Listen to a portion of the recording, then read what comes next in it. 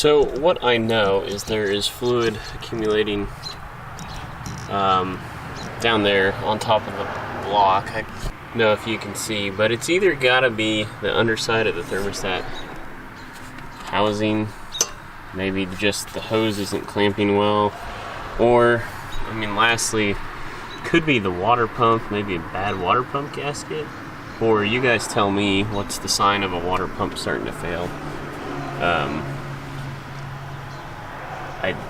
I don't really know. I mean, so I've got gloves on here. Let me see if I can set my camera down. So kind of getting up in there under the hose. I don't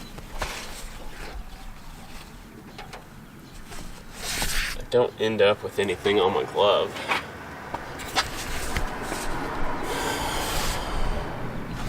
So I don't think it's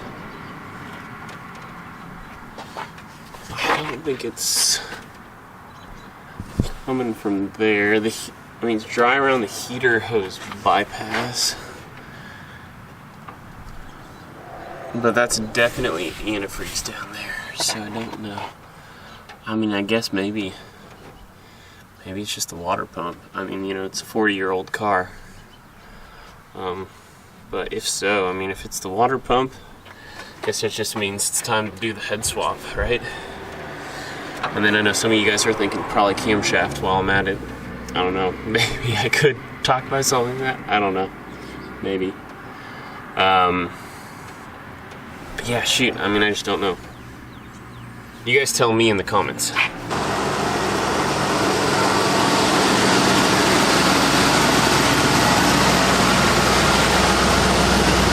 Okay, so we're doing something a little bit different today. We have the car parked right in the middle of the garage.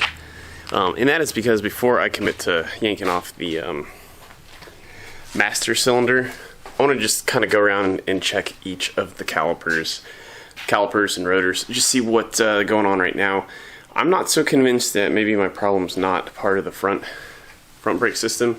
The rear might be all perfectly fine. So I honestly think it's either it could be something with my front calipers and rotors, or it's simply just the master cylinder issue that I've been thinking about, that the push rod just doesn't go engage soon enough. But anyway, so first things first, we're going to kind of go around each wheel and pop it off and take a look, see what we can learn there first. A couple episodes back, I'll leave a link up over here, a card, to that episode. I kind of went around and laid out the plans for getting back on this, and I mentioned this rear passenger side rotor was one that was suspect. So I'll get you a close-up of what I'm seeing now that I've got the wheel off. Through the wheels I could see a little bit of scarring, and honestly this looks a lot worse than what it is. There's nothing detectable by the fingernail method. It feels like you can probably hear that. It's all smooth. Maybe down here a little bit I can feel a tiny bit about in here. A little bit of uneven surface, but honestly, looking back through here, I think I might have the pad may have gotten off of the that little groove. There's supposed to be two little kind of studs that come up. I think we may have gotten a little bit off. I'm going to pull this caliper off to see if we've gotten off of that a little bit, because it looks like this back pad shows a little more. I don't know if you guys can see this or not, but almost like it's got a little more clearance on the bottom side than the top, so it kind of tells me that the inner pad is not kind of on there where an equal. But so we'll investigate that a little bit and see what we can discover. We have that pad off, and it looks like, okay, so there's only one stud, so it was fine, but it does look like the pad is wearing a little bit uneven. Again, I don't know if this is going to be super evident on the camera or not, but you can see it's fatter here on this end and here, so I will at the very least, I'm going to try to plane this down a little bit better. But the it looks like on as far as the rotor side, everything is wearing evenly. Looks better than this outside face. So by and large, I don't think I have anything really going on.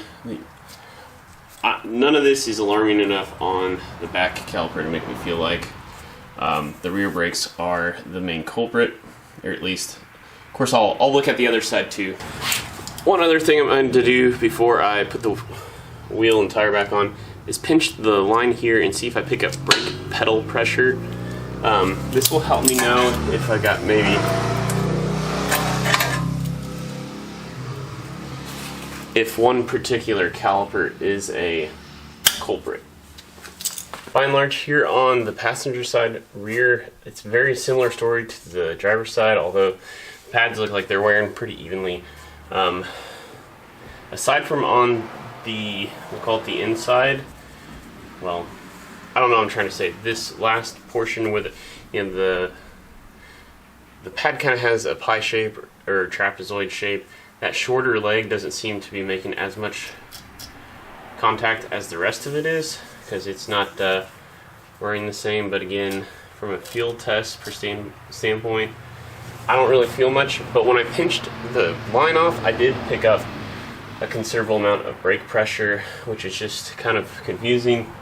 I'm not losing any fluid back here anymore. I'll go check the master cylinder, see if its fluid level has dropped. So I don't know. Maybe I can't explain that. I know I don't have any. Well, I don't know, but I'm 99% sure I don't have any more leaks. Ever since Twisted R Racing and Craig Durbin came over, I mean, I haven't lost fluid back here in I don't know how long. So that's interesting. I did pick up brake pedal pressure pinching this line off. So I don't know. Alright, so I popped the cap off, and you know, they say the front brakes do about 70-80% of the job, and your rear brakes only do about 20. I'll let you be the judge. You just look at if this reservoir is 100% of the braking power, you can kind of see what this is proportionately to that. Because as you engage the plunger from your brake pedal, of course, it's going to push through the front, this reservoir first, which will operate your front brakes, and you need more fluid that way. And then as it goes further and further, then it will engage the rear. You know, you want your nose to dip first before the rear engages. Anyway, I just can't imagine I'm losing fluid anywhere in the rear brake system. Moving to driver's side front, the surfaces are actually great front and back.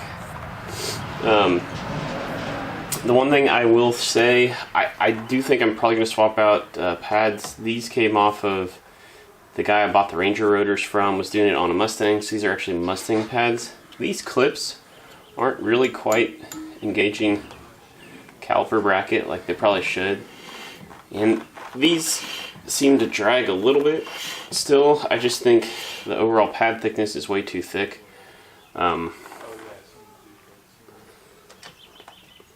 So I might kind of try to compare the differences between both calipers real fast. I still have the other set from the guy I bought this setup from. Just look for tiny differences, but yeah. I think just for peace of mind and safety, I'm probably gonna, you know, it should be easier to turn than that, I think.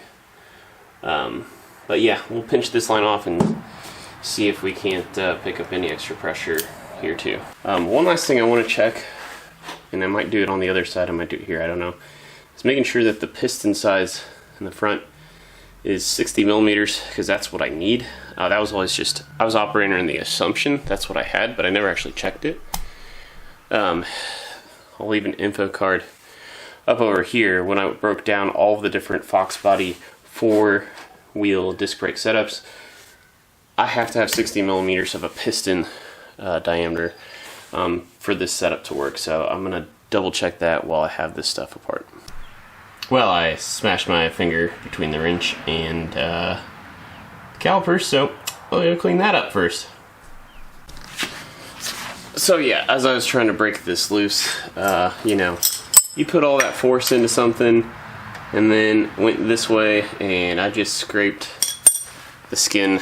It was just enough to grab like the skin right here, just push it up, just tear it back, so that was wonderful. But, you know, little kid logic, we got a Band-Aid on it, everything's fine, even though it's throbbing like heck. And I did use hydrogen peroxide to clean it out. But, and it's, you know, getting kind of fat, but other than that, hey, perfect. No, we're gonna keep taking this off. Oh, hey, look at this. I just noticed this bright red spot. So neat. Oh, yay me. All right. So I did check the caliper piston size. We do have 60 millimeters diameter on the Fairmont caliper, so that's good. But you can see the slight difference in the Mustang caliper. That, you know, I got these new pads from the guy I bought the Ranger rotors from. He basically packaged everything on the spindle so that bearings and everything were still good. But yeah, that's how you can see. These are supposed to just slide on here on the Mustang, but for me on the Fairmont, well, I guess that fits okay. But yeah, I don't know. I guess it's okay. It was just weird earlier. It was like this was shifted like that or something. So we'll just make sure this goes all nice and centered. So here we are on the passenger side, same story, Mustang clip. I still have my old Fairmont pads, and you can see the clip does extend a little bit further, further in this direction. So yeah, I think just cheap insurance, it probably is worth buying Fairmont pads. There's enough kind of subtle differences between these two, and it's kind of funny, you know, this is what Kip was talking about with Zelda. Even though it's a Fox body, there are going to be some slight differences from one era to the next. Maybe that's a better look at the difference in the clip ear length. So yeah, I'm thinking that, you know, as I'm driving and I brake, this just made this slot slid. And although here on the passenger side front, I mean, again, it's wearing nice. It's still good surface there. So yeah, I don't know. It's but hey, I mean, what, $20 or something probably gets me new pads. I think it's just at this point, I just as well go and do that. So that would give me one more thing to do. Swap out pads before I think about taking that master cylinder off again.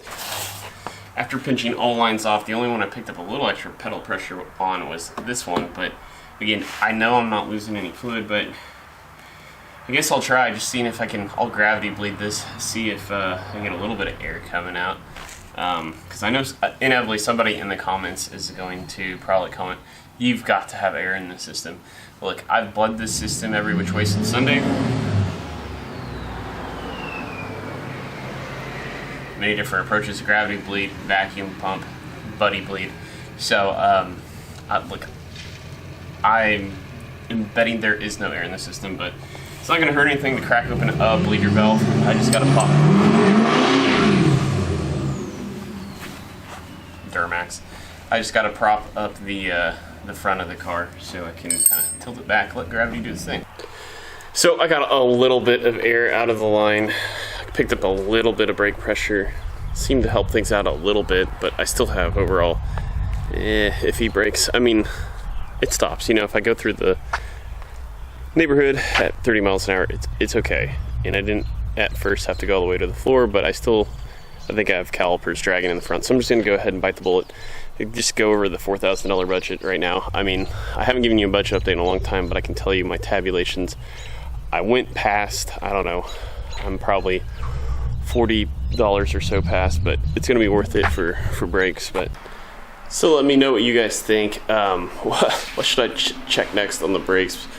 I think I'm probably just at that point where it is time to dig into the master cylinder again, but part of me almost wonders, should I just do a whole different brake system at this point? I mean, fronts anyway, you know, like SN95 or try to find some Mark 7 fronts. I don't know.